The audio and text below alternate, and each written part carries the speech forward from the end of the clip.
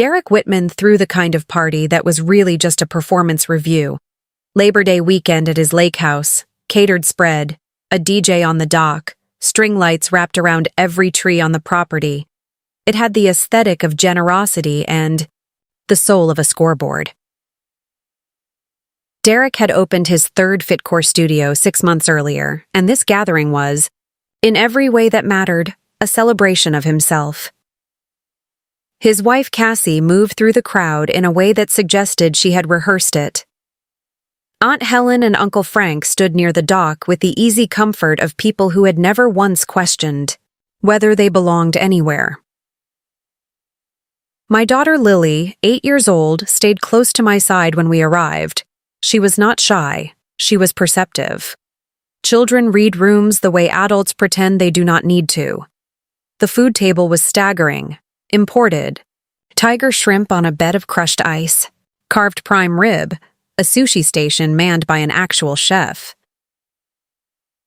Derek stood beside the seafood display holding a glass of something expensive, talking to 2 men in watches that cost more than most people's cars.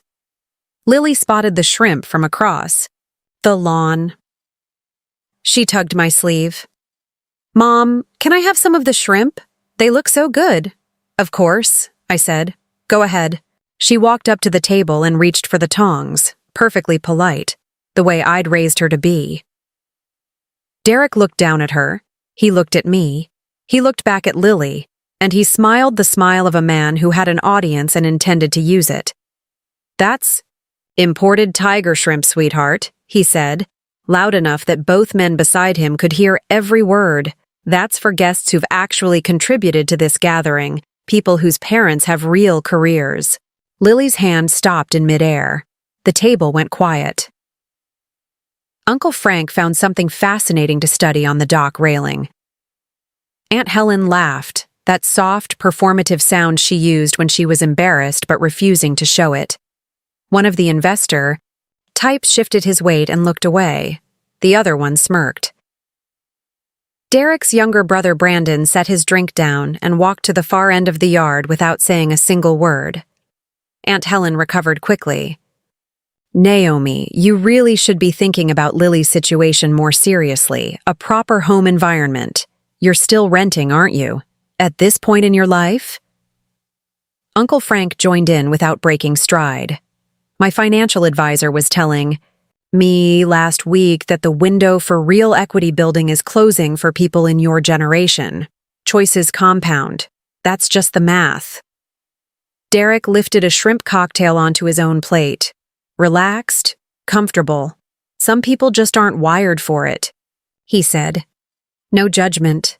It's just how it is." Lily's hand was in mine. I felt the exact moment she stopped trying not to cry. I picked up her empty plate and set it back on the table. "Come on, Lily." "But Mom, I'm really hungry." "I know, love. We'll find somewhere." As we walked toward the cars, I heard Derek call after us. "Don't forget, we're doing the investment roundtable after dinner. Family contributors only." Laughter floated across the yard behind us.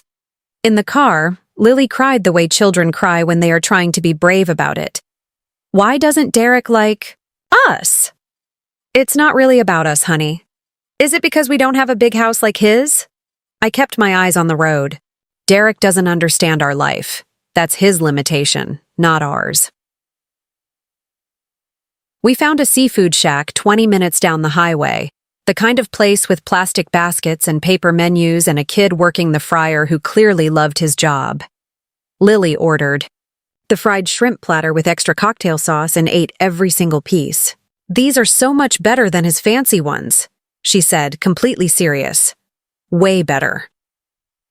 I watched her eat, and I thought about 4 years. 4 years of conference calls that began after Lily was in bed, lease negotiations and acquisition meetings, and LLC structures that my family had never thought to ask about.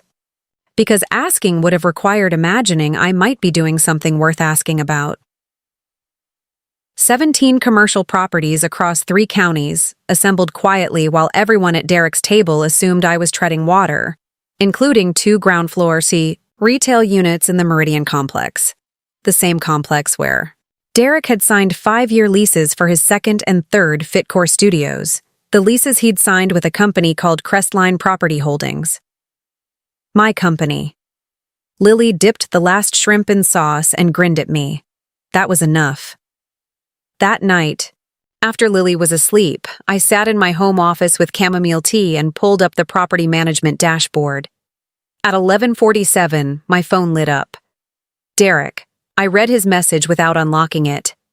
Just so we're clear, you embarrassed yourself walking out like that in front of my guests. I have been carrying this family for years. I co-signed your rental application 6 years ago when your credit was in the garbage. You'd have had nowhere to live without me. Some gratitude would be appropriate. I set the phone on the desk and made more tea. Derek had co-signed that rental application 6 years ago. He had mentioned it at 12 separate family events. He had held it up like a trophy at every gathering where I was present. What he had apparently never thought to do was research the public ownership records for the building where he ran his most profitable studios. I opened my laptop. Derek, thanks for reaching out. I've been meaning to discuss something with you. I'm attaching the Crestline Property Holdings formation documents and the Meridian Complex acquisition records. As of 14 months ago, Crestline holds title to Units B and C at Meridian. I am the sole managing member of Crestline. I'm also attaching the lease renewal notice I was going to send next week. Your current leases expire in 11 days. I hit send. I attached the formation documents, the acquisition records, and the renewal notice. The renewal notice reflecting current market rate for that corridor, which was 40% above what Derek had been paying. My phone rang in 45 seconds. Derek. I did not answer. I forwarded him one additional document, the email thread showing that for the past 14 months, whenever Derek's property manager called about maintenance, they had been connected to a Crestline coordinator named Rachel who had never mentioned my name once. My phone did not stop ringing for 30 minutes. Derek, Cassie, Aunt Helen, Uncle Frank. I silenced all of them and went to sleep. In the morning, I made Lily French toast with powdered sugar and fresh strawberries, her favorite. She told me about the book she was reading and asked if we could go to the nature center on Saturday. Absolutely, I said. At 9 o'clock, my phone showed 58 missed calls. At 9:15, a number I didn't recognize called. Ms. Reyes, this is Paul Ashford, attorney for Derek Whitman.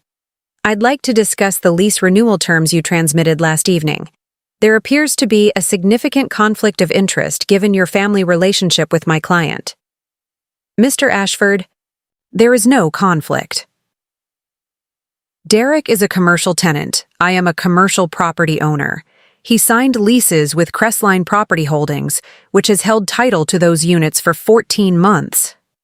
His personal relationship with me has no bearing on the contractual terms. He was not informed you were the owner. He was not required to be. The entity is clearly identified on every document he signed. County property records are public. He was welcome to look any time. The renewal rate represents a 40% increase. It reflects current market rate. For that corridor, I held the previous rate below market for his first 3 years as a courtesy I extended without his knowledge. That courtesy ends with this renewal cycle. My client cannot absorb that increase. Then he'll need to evaluate his business model. The offer window is 7 days. I ended the call. At 10:30, my property manager Rachel called. Naomi, Derek Whitman has contacted our office 7 times. This morning, he's requesting to speak directly with the owner. He has my contact information. Process the renewal through standard channels, 7-day window. He mentioned something about a family matter. I didn't engage. Good, standard protocol. Lily and I drove to the nature center.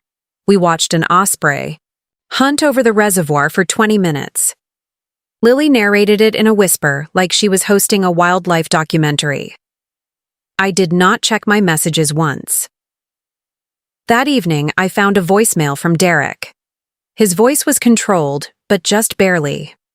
Naomi, I don't know what you're trying to prove. I have 18 employees across those two studios. Real people with real families who depend on those jobs.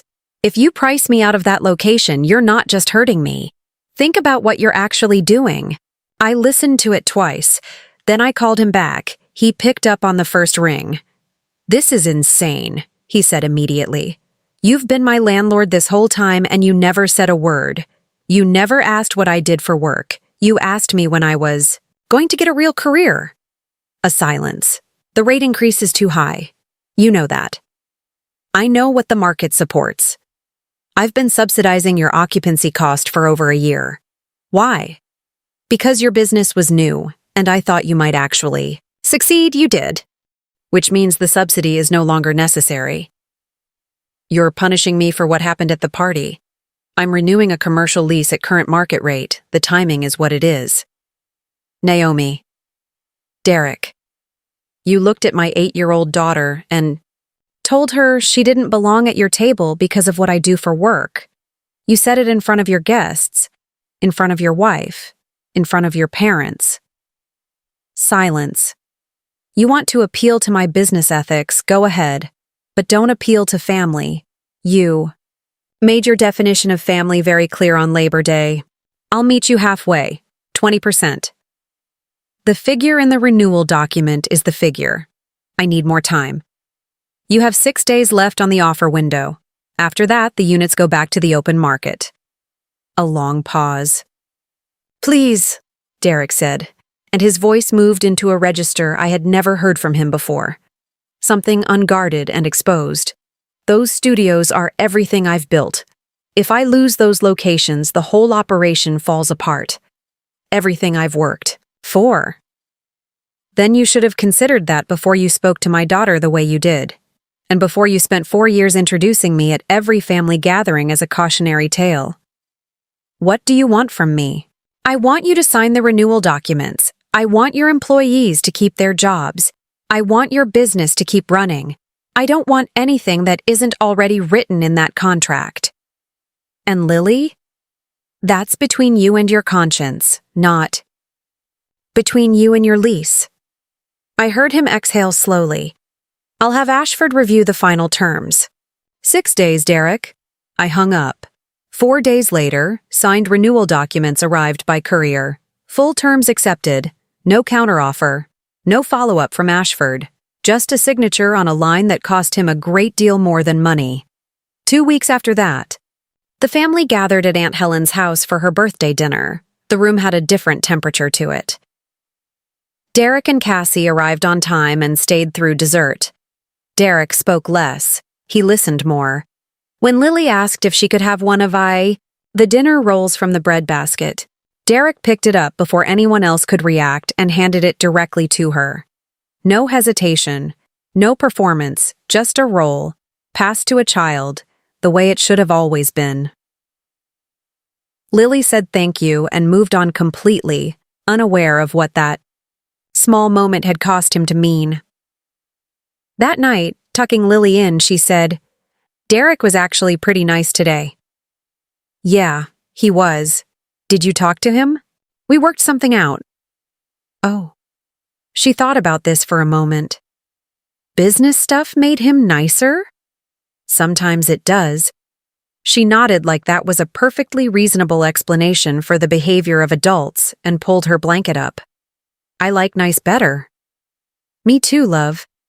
In my home office later, I reviewed the Meridian Complex quarterly numbers, above projections. The acquisition had been a straightforward decision based on corridor growth data. The fact that Derek's studios were in the building was an accident of timing. The fact that I'd been his landlord for 14 months without his knowledge was not a plan. It was just how the numbers had fallen. But the thing about spending 4 years underestimating someone is that eventually the numbers do catch up. My phone buzzed. An email from Brandon, Derek's younger brother, the one who had set his drink down and walked away at the Labor Day party. "Heard some things from Derek." "Good for you. He needed that more than he'll ever admit." Also, and I know the timing is a little strange, My company is looking at a property acquisition in the Eastgate district and we're not sure who we can trust. For the due diligence, any chance you're taking new clients? I smiled. I typed back. Send me the address. I'll take a look. There would be another family gathering, eventually. There always was. And it would be fine. I had spent 4 years being invisible in rooms full of people who had decided what I was. Before asking a single question, that season was over. Lily would grow up knowing her mother had been building something in the quiet. Not for revenge, not to win an argument at a seafood table, for her. One property at a time, one lease at a time. While the people at Derek's party were too busy performing success to notice what building it actually looked like. The quietest person at that Labor Day gathering turned out to own the building where he stored his trophies. He just did not know it until he did.